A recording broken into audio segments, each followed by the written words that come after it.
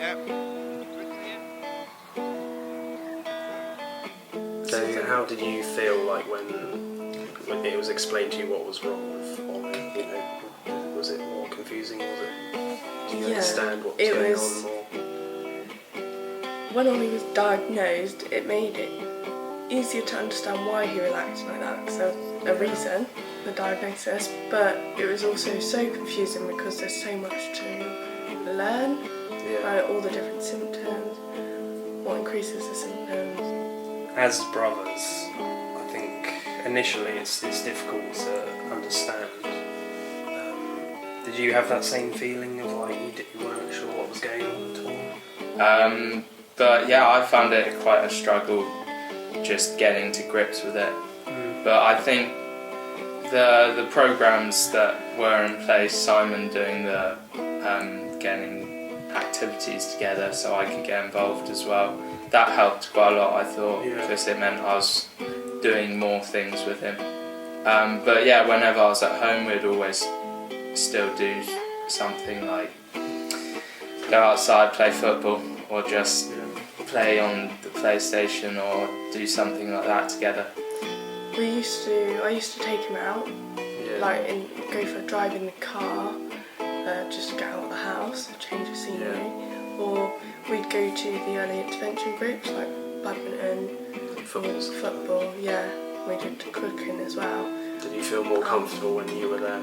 Yeah, Ollie, it used to seem like he'd only go if I was going. So it was, I think, partly confidence that I was there too, if he needed me or whatever, but also a bit of motivation because he lost a lot of motivation. How was that like helping you?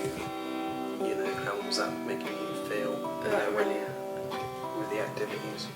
I suppose the negative side was it was quite draining because you constantly to motivate, constantly on, keeping on to say, come on, we've got to go.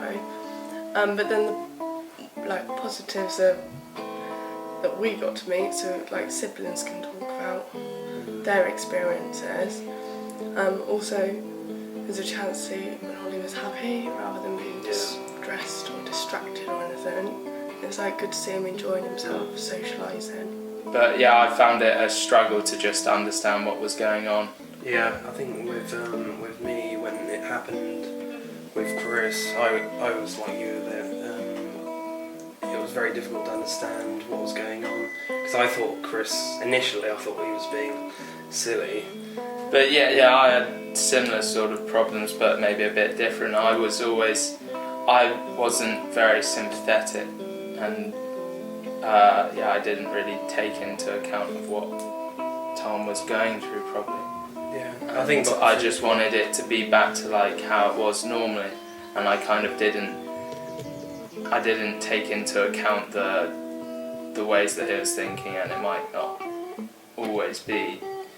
I wasn't like taking into consideration his thoughts. I was just thinking, well, I had my view of it and I only looked at it that way, or like the view that it should be back to normal, or how it was before anything happened. But I think we had to adapt quite quickly, you know, what we were saying to them. Yeah. If you got a mental illness before it's diagnosed as a mental illness, it's not really anything people are going to be sympathetic about. It's just you being strange. I mean, until you get the doctor saying something, no one's going to really think, oh, there's something wrong with you, we've got to be careful, we've got to do these things. It's like someone being stupid or being dyslexic. If they get called dyslexic, it's like this excuse. And so as soon as I got diagnosed, as soon as I'm crazy enough to be put in hospital, there's kind of sympathy there that wouldn't be there without the diagnosis. I mean, with Chris, I always, wanted to help him a lot. Yeah. I didn't, at first, I didn't really know what to do, how I could help. Yeah. I wanted to, but I didn't really know how, initially. But I think it's a trial and error thing. Yeah, it's a massive learning curve. And I can remember times that Ollie would feel quite comfortable with me and able to talk to me about what he was seeing or what he was hearing. So So that really helped me to understand a little bit how he was feeling and what he was going through. And then other things like just giving him the support made me feel a lot better, like that I was trying to help him. I think that's why like family is like so important, because eventually they realise what's wrong with you guys, and you can't do anything about it. We have to support them as much as possible, because I guess you guys, when it was happening, you didn't know what was going on either, you know.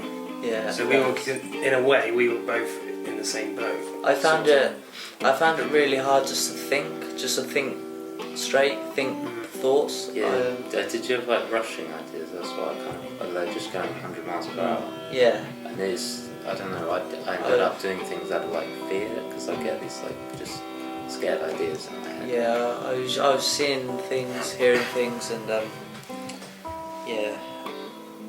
And I suppose also with the EI we do our family groups, so as a whole family we'd sit and discuss our feelings and things that were going well and things that were going wrong. Because obviously at the start it was really hard. You look for someone to blame, or you don't know why things happened, and so we argued a lot. And then as we got through the family groups, then it was a time for everyone to talk to each other and how we were feeling, so we could understand each other a lot easier.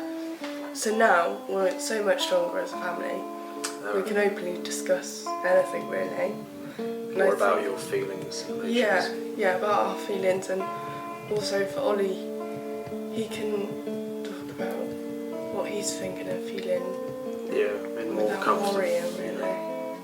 I mean, it's hard for any of your family to understand it because you don't feel you can get them. You just feel you need to do.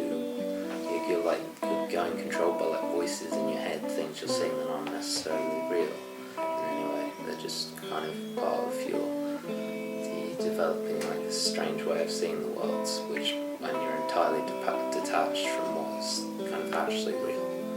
But I mean, the thing coming out of it does make you, I don't know, stronger. Sounds a bit cheesy, but it kind of does. Yeah, I think that's true too. Like, you agree with that? Yeah, I think you probably have a better understanding and of yourself really as well. And you end up with better bonds with your families and brothers because you've gone through that difficulty.